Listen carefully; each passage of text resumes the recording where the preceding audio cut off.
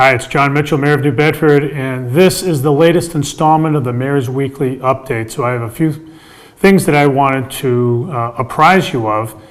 So the first thing is that spring is here, sort of, and that means, among other things, that the city will start up its street sweeping program in earnest. We've seen a real intensification of that effort in the last couple of years.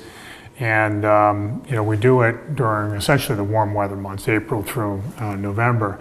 So, and we do it for lots of reasons, not just to get streets cleaned up, although that's the primary purpose, but we also want to get a lot of the grit off the street, because if it's not on the street, it's washing into the wastewater system, and over time, the abrasion of the grit can wear down the pipes, and that means we have to replace them more often over time. So that'll be starting up. So I just ask everybody to be mindful of the parking restrictions associated with that. We do, in certain main streets around the city, have parking restrictions so that the sweepers can actually do their job effectively. So just keep that in mind if you're in a neighborhood where that's happening.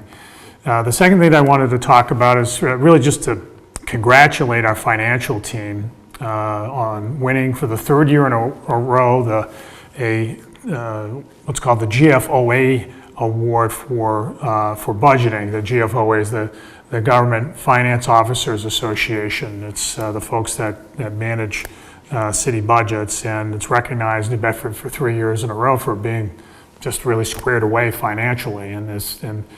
So under Ari Sky, our CFO, we've really upgraded our work. Our auditor, Bob Ekstrom, has done a great job tracking down every penny. And it's all in keeping with what we've committed to our residents, which is that their hard-earned tax dollars are to be spent like they were our very own. And so I really wanted to just say thanks and congrats to our finance team for making that happen. Some good news, real good news, additional good news. A couple of weeks ago, I guess a week and a half ago, since we last did our update, and that is that the high school graduation rate in New Bedford took another leap forward. So it was announced by the state that the four-year graduation rate at New Bedford High is now 76%, and that is significantly higher than what it was when I got into office, which was hovering right around 60%. So this is something that, for years, the city really and correctly wrung its hands about. We had a dropout rate that, to me, was just unacceptable, and we've worked very hard. Our school department's worked very hard to improve matters to make sure that all of our kids get a chance at a stronger future. So, I really want to commend all the folks in the school department, especially at the high school, for their work in bringing the school graduation rate to the highest it's been since those rates started being recorded. So nice work. Also on schools, I wanted to talk about some efforts to accelerate improvement.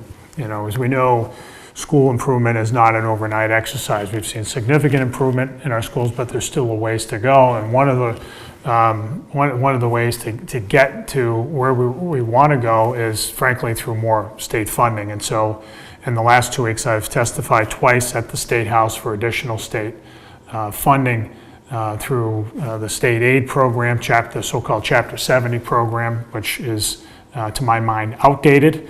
And so we appreciate, we've taken a couple of at-bats to impress upon the legislature the need here in New Bedford to ensure that we're taking care of low-income students, students whose second language is English, students with disabilities, students who've experienced trauma or have had social or emotional issues. We want to make sure that we're bringing everybody along.